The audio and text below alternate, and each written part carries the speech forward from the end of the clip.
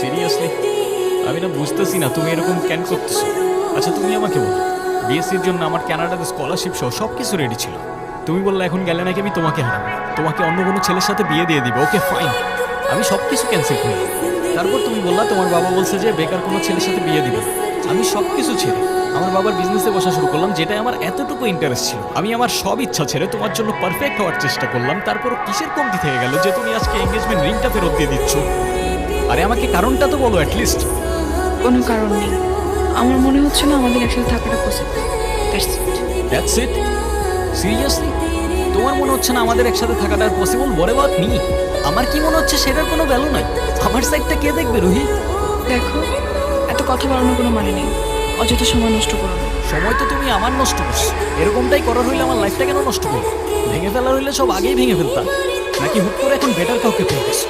তোমার যা ভাবার তুমি তাই ভাবতে পারো, আমার কোনো প্রবলেম নেই। আরে প্রবলেম তোমার থাকবে কেন?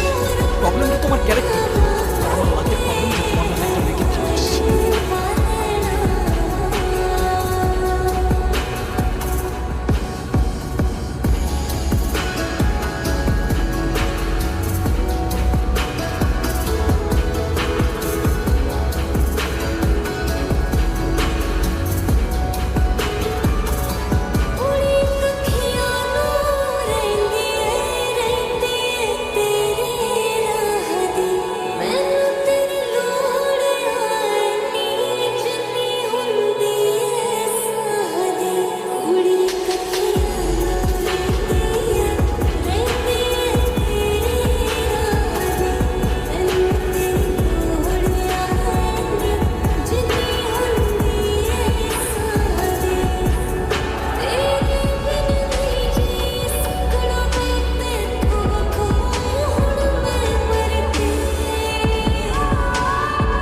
ডক্টর আমি আর বুঝে উঠতে পারতেছি না আমি কি করবো।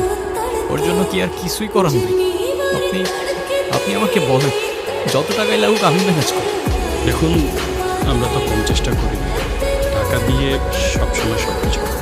তারপরও রোগীর জন্য যদি আপনি কিছু করতেই চান, ওকে খোলা হাওয়ায় নিয়ে যেতে পারেন। ওর মনের যদি কোনো ইচ্ছা থাকে সেগুলো পূরণ করতে পারেন।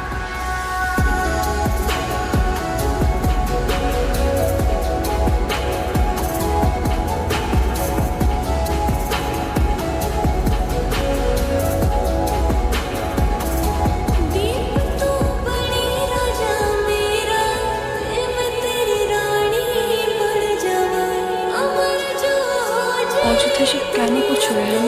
অযথা করছে? অযথা নয় তো কি, আমি আর কদিনও বাঁচবো। আমরা কে, কতদিন, কতক্ষণ বাঁচবো সেটা কি আসলেই আমরা জানি না? হিসেব করে লাভ কি বলো? যতক্ষণ নিঃশ্বাস আছে ততক্ষণ না হয় সেই মুহূর্তগুলোকে ঘিরেই বেঁচে থাকে। আজকে আছি, কালকে তো নাও থাকতে পারি বলো। শুধু শুধু মায়াটা কেন বাড়াচ্ছ? মায়া বাড়ালে যে কষ্টটাও বাড়ে।